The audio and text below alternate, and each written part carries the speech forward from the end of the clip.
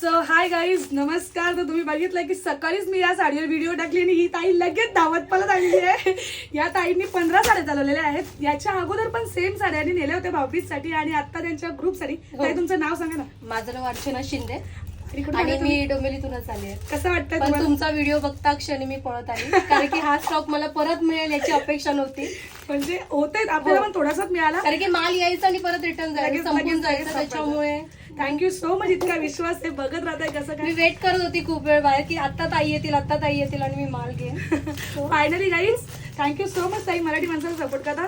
खूप वेल एज्युकेटेड आहे का आणि चांगल्या ठिकाणी गव्हर्नमेंट जॉबला आहेत. आपली माणसं अशी पुढे पण आहेत.